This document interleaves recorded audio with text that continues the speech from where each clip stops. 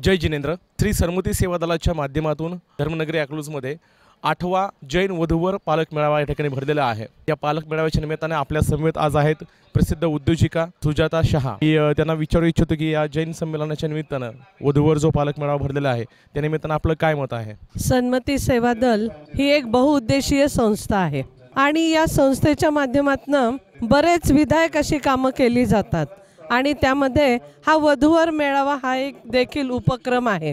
आज या ठिकाणी या मेळाव्यास आल्यानंतर प्रकर्षाने हे जाणवलं की इतर ठिकाणी जे मेळावे होते त्यापेक्षा या मेळाव्यामध्ये विविधता असते।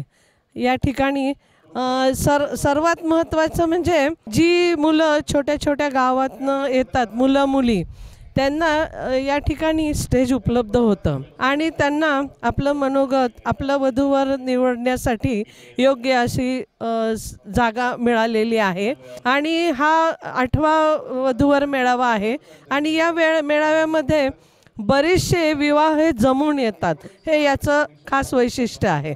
विविध सामाजिक असेल, धार्मिक असेल, पर्यावरण विषय असेल, अशा विविध क्षेत्रामध्ये सरस्वती सेवा दल हे कार्यरत आहे।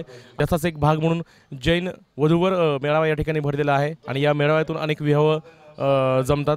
पुढील भविष्यातील वाटचालीसाठी आता हे 8वं वर्ष आहे, भविष्यातील आणखी काही उपक्रम सरस्वती सेवा दलाच्या माध्यमातून होणार आहेत का तुमच्या? सरस्वती सेवा दल जे विविध उपक्रम करतात त्यामध्ये सर्वात महत्त्वाचं म्हणजे आज सर्वात जास्त गरज आपल्या समाजासाठी एक शैक्षणिक आणि मेडिकल या दोन गोष्टीची खूप गरज आहे। तर तसं सरस्वती सेवा दलाच्या माध्यमातून ज्या लोकांना हॉस्पिटलमध्ये काही मदत मेडिसिनची गरज असते ती या संस्थेच्या माध्यमातून दिली जाते।